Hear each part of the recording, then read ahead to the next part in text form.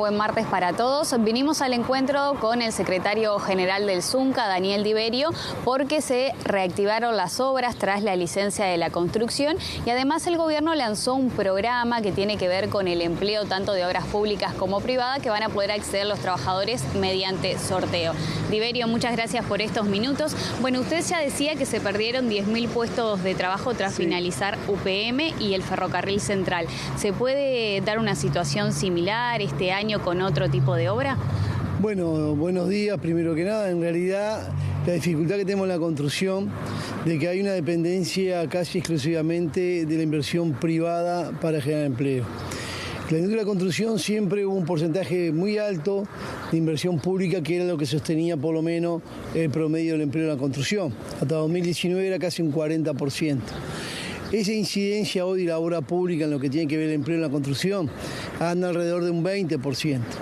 Entonces está claro que depende mucho de la rentabilidad de la iniciativa del privado, y eso es un riesgo muy importante. Lo segundo, de que la inversión privada se está desarrollando en el Uruguay fundamentalmente con la vivienda promovida que se desarrolla en Montevideo, Canelones, algo Maldonado, pero el resto del interior más profundo, la presencia de obras es muy inexistente. Entonces está claro de que tenemos una dificultad que el trabajo no se derrama a lo largo y ancho del país, y en la construcción en particular, cualquier obra pública que se instala en el interior del país es realmente lo que hace más dinámica justamente la posibilidad del empleo en esos lugares. Y hoy tenemos un escenario donde hay cierta incertidumbre porque la combinación de UPM con 7.000 trabajadores y trabajadoras, la combinación del Ferrocarril Central con 7.000 trabajadores y trabajadoras, más una cantidad de obras conexas que tienen que ver con eso, bueno, hay una caída importante de más de 10.000 puestos de trabajo comparado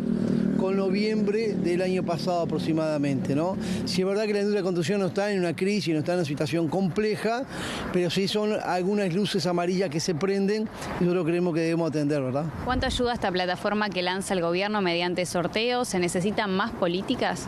Sí, en realidad no es el gobierno que lanza esto es parte de un acuerdo en el convenio colectivo. En la 10ª ronda de Consejo Salario, lo que acordamos con el sector empresarial fue de que en las obras a lo largo y ancho del país, un porcentaje de los ingresos fuera por sorteo.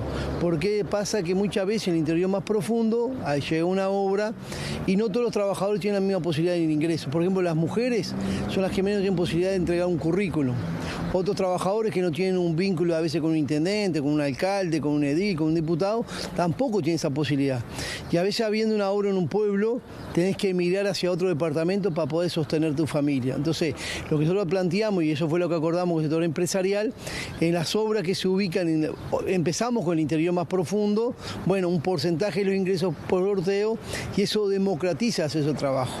Lo que sí participa el gobierno, eso justamente utilizando una plataforma que es Vía Trabajo, que fue construida con el gobierno anterior, cuando se inició UPM, y a partir de ahí los trabajadores se anotan, ¿no? Y bueno, después por intermedio de un sorteo es que tienen la posibilidad de ingresar a trabajar en algún trabajo. Diverio, ¿qué obras se pueden destacar a lo largo de este año?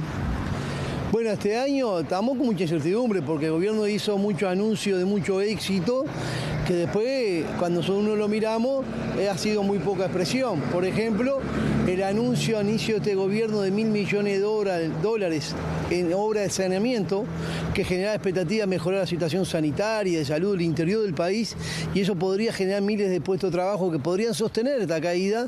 Sin embargo, después nos enteramos que eran 350 millones de dólares y ahora nos enteramos que recién después de segunda etapa de este año, posiblemente se empiecen con las obras. Bueno, en realidad, sobre los anuncios del gobierno es medio complicado poder tener una expectativa. Lo otro tiene que ver con el mejoramiento del asentamiento, también anunciado con bombo y platillo, y se ha movido muy poco eso.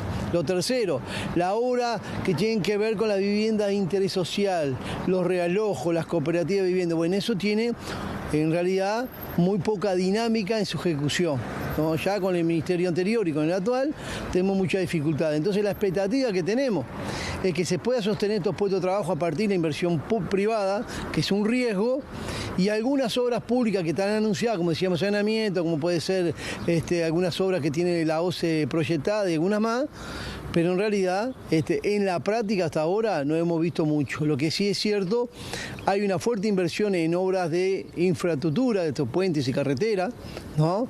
Pero esas obras, que son bienvenidas también, no son las que generan más empleo. Hay un dato dado por las propias cámaras empresariales, que por cada metro cuadrado de vivienda terminado, bueno, genera 4 jornales.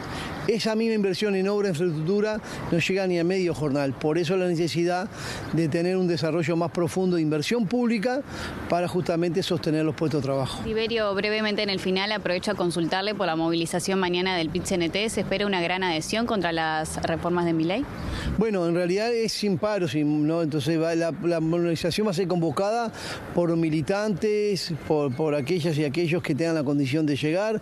Muchos trabajadores de repente, si están cerca trabajando, van a pasar algunas obras, como es justo al mediodía, capaz que a la hora del descanso van hasta ahí. O sea, en realidad el objetivo de esa movilización es dar una señal de solidaridad y también denunciar que las situaciones de políticas neoliberales y de ultraderecha no están encerrada en un espacio de un país o dos.